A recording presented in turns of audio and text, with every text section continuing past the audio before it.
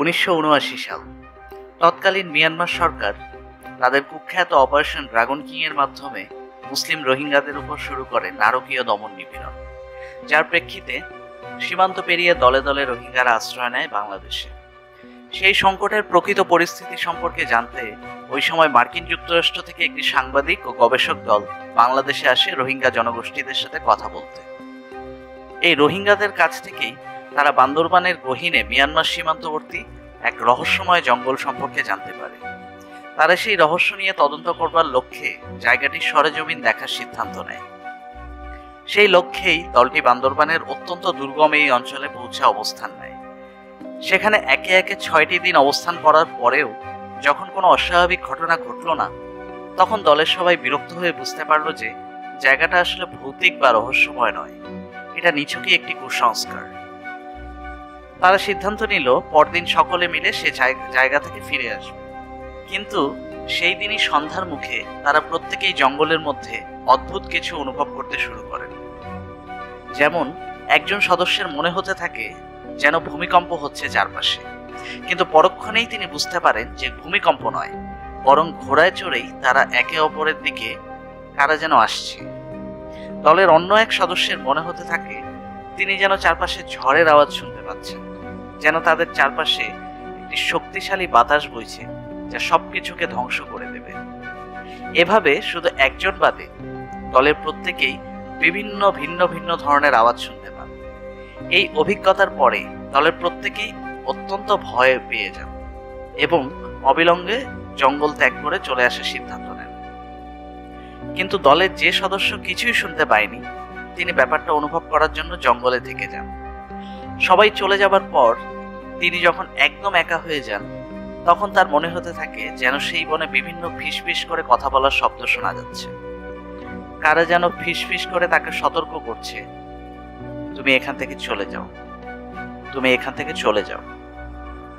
এই ঘটনার পরে তিনি আর থাকতে না পেরে ভয়ে জঙ্গল ছেড়ে চলে আসেন। সেই ভদ্রলোক মূলত ছিলেন একজন মিশরীয়, যিনি কর্মসূত্রে পরিবারের সাথে মার্কিন যুক্তরাষ্ট্রে বসবাস করতেন।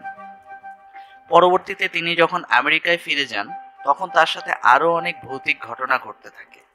বিশেষত তিনি প্রায় প্রতি রাতেই ফিসফিস শব্দ শুনতে পেতেন, যেখানে মিশরীয় ভাষায় ফিসফিস করে তাকে একটা কথাই বলা হতো, যে কথার ইংরেজি অনুবাদ দাঁড়ায় ইউ উইল ডাই।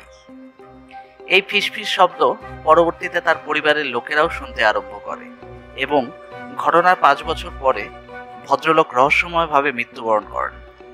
যারাই তার লাশ দেখেছে তারা সবাই বলেছে সে লাশের চোখে মুখে ছিল অবর্ণনীয় এক আতঙ্কের ছাপ, যেন মৃত্যুর সময় লোকটি কিছু একটা দেখে প্রচন্ড ভয় পেয়েছেন।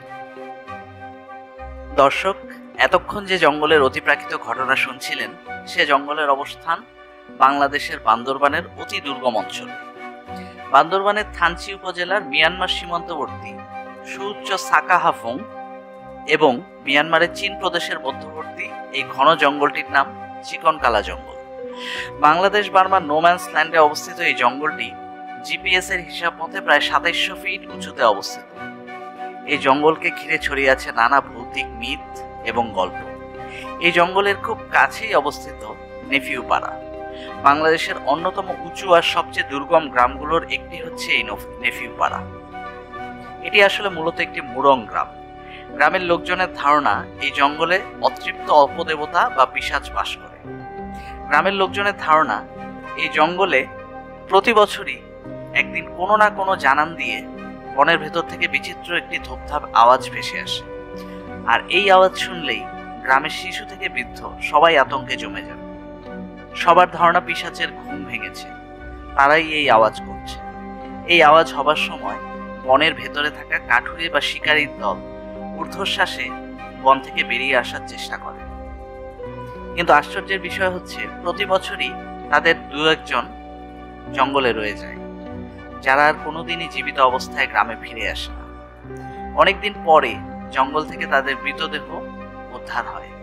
আশ্চর্যের বিষয় হলো তাদের মৃতদেহে কোনো আঘাতের চিহ্ন খুঁজে পাওয়া যায় না, বরং তাদের প্রত্যেকের চোখে মুখে এক অবর্ণনীয় আতঙ্কের ছাপ লক্ষ্য করা যায়, যেন তারা নিহত হবার আগে কিছু একটা দেখে প্রচন্ড ভয় পেয়েছে। এছাড়াও এই জঙ্গলকে ঘিরে আরো বেশ কিছু অদ্ভুত ব্যাপার গ্রামবাসীরা লক্ষ্য করেছে। যেমন এই গ্রামের অনেকেই জঙ্গলে মৃত চিতাবাঘের ছাল পেয়েছে। কে বা কারা এই ছাল ছাড়িয়েছে তা কারো জানা নেই। সেই সাথে এই বনে দিনের বেলাতেই বার্কিং ডিয়ার অথবা ভাল্লুকের ডাক শুনতে পাওয়া যায় বলেও জানা গেছে। দর্শক, চিকনকালা জঙ্গল সম্পর্কে আপনাদের কার কি মতামত সেটা আমাদের কমেন্ট বক্সে জানান। আমাদের চ্যানেলটিকে লাইক এবং সাবস্ক্রাইব করে পাশে থাকুন।